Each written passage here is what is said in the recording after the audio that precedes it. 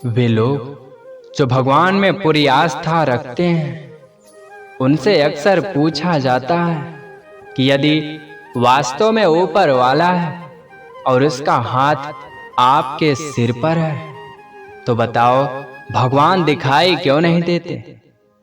देखिए, इस बात में कोई दो राय नहीं है कि भगवान के प्रति हर इंसान के मन में अलग अलग छवि है। इसलिए भगवान के नाम पर समाज में कई तरह के किस्से कहानियां प्रचलित हैं। दुर्भाग्यवश धर्म और भगवान से जुड़ी अधिकतर कहानियों को हम सुनते हैं, वो बस मनगढ़ंत कहानियां होती हैं। अतः झूठ से पर्दा हट सके और आपको भगवान के होने का स्पष्ट प्रमाण मिल सके। भगवान कोई भौतिक वस्तु या कोई व्यक्ति नहीं है जिन्हें हमारी आंखें देख सके अथवा इंद्रियां जिनके होने का एहसास कर सके। पर इसका अर्थ यह कदापि नहीं है कि जो चीज दिखती नहीं है उसका अस्तित्व नहीं होता।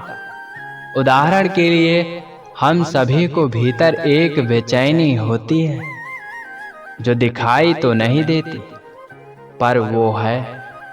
इस बात का प्रमाण यह है कि हम दुख से छटपटाते हैं। इसी प्रकार इंसान के भीतर प्रेम, करुणा का होना दर्शाता है कि भगवान है। हमारे ही भीतर राक्षस भी है और देवता भी है।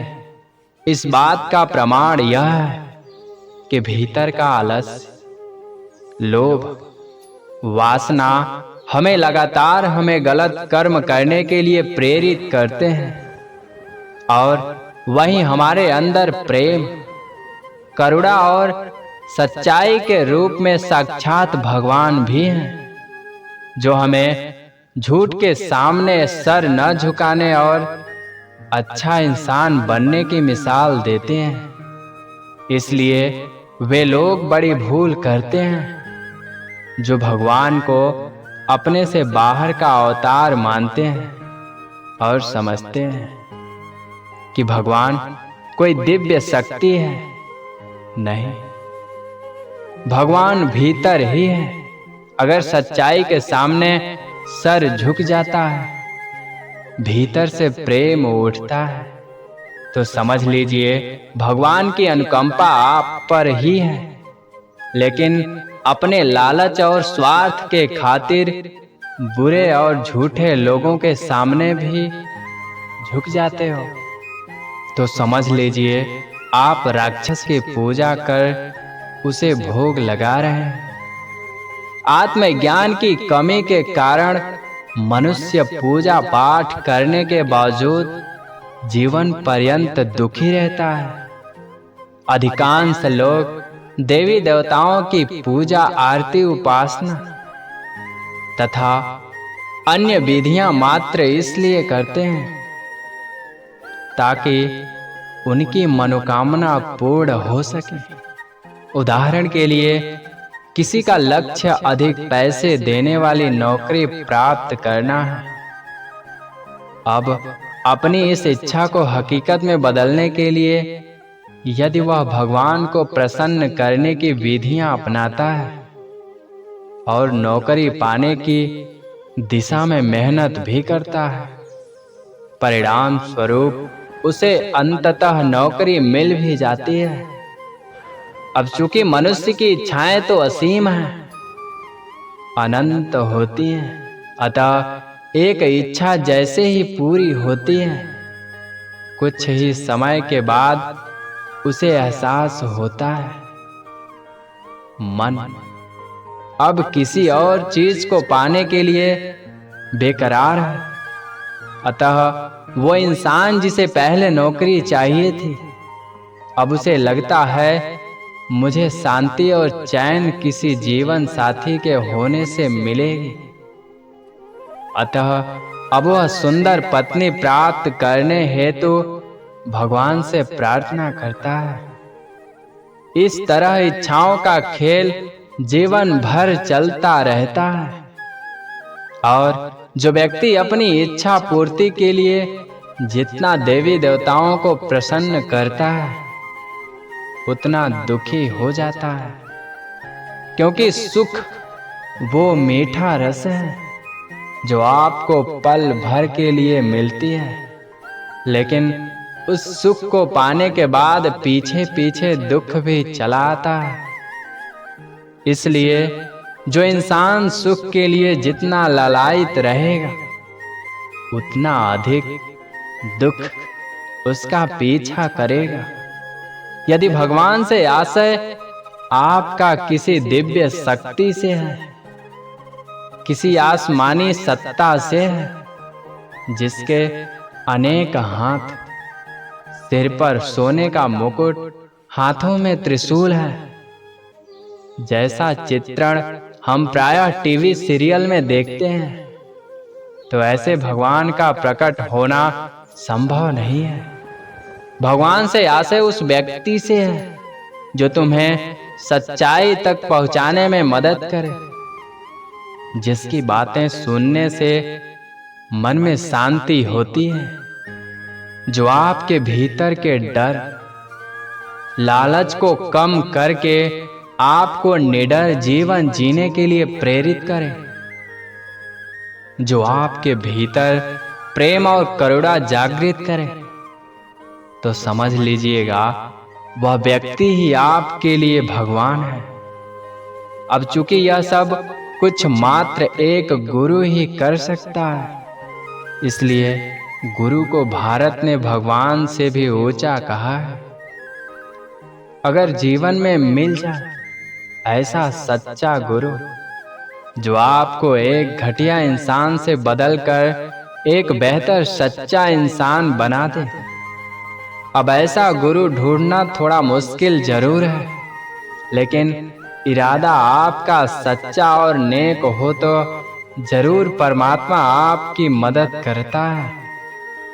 प्रत्येक मनुष्य के पास चुनाव का अधिकार है, जो यह दर्शाता है कि मनुष्य के पास अपना भाग्य लिखने की शक्ति होती है।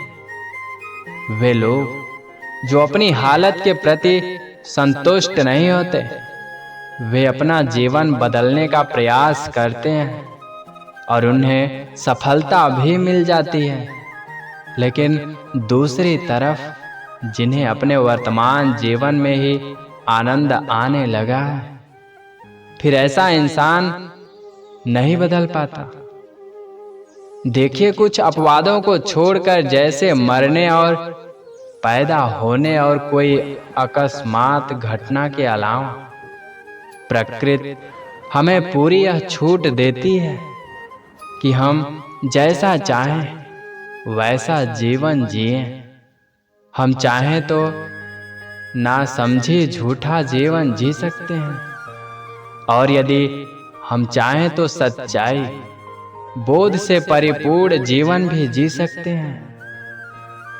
पर यह जानने के बाद भी मेरा जीवन अपने ही निजी स्वार्थों को पूरा करने में बीता जा रहा है।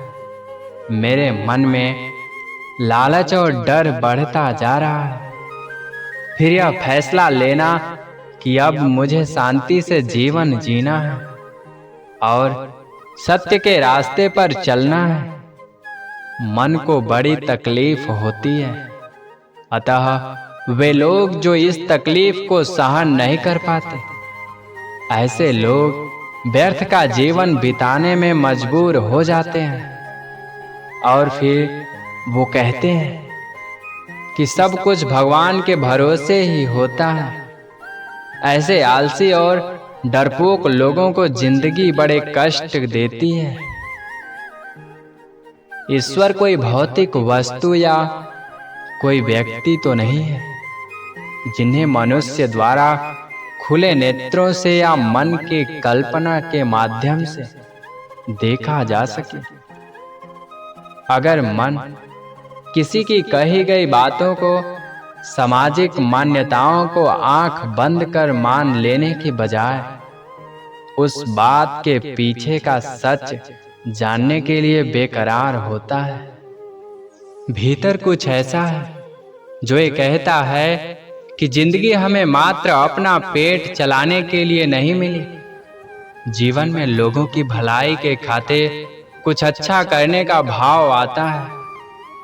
अगर मन को अशांति वाले माहौल से ज्यादा शीतल और शांति प्रदान करने वाली संगति ज्यादा पसंद है, यदि मन बुराई और झूठ के आगे सर न झुकने के लिए तैयार रहता हो, संक्षेप में कहें तो यदि आपके मन को सच्चाई, शांति और एक ज्ञान पसंद है जो कहता है जिन गलतियों को करके पहले मुझे दुख मिला था, अब मैं उन्हें दोहराऊंगा नहीं, ऐसा मन अगर आपके पास है तो समझ लीजिएगा ईश्वर आपके साथ हर जगह है। लेकिन मन ऐसा है जो अपने फायदे के लिए छल कपट करने को तैयार हो जाए, ये जानते हुए भी कि कौन से लोग, कौन सी वीडियोज, कौन सी बातें मेरे मन को गंदा कर उसे अशांत करती हैं।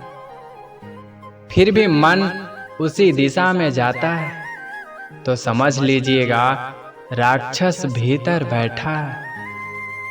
तो दोस्तों, इस वीडियो को देखने के पश्चात भगवान दिखाई क्यों नहीं देते, इस बात का सच्चा और सीधा उत्तर आपको मिल चुका होगा। इस वीडियो को देखकर यदि जीवन में कुछ स्पष्टता आई हो तो कृपया इस वीडियो को शेयर भी जरूर कर दें, ताकि अन्य लोग भी अपने भ्रम और अंधविश्वासों से आगे चलकर सच्चाई का जीवन जी सके। जय श्री कृष्ण। राधे राधे।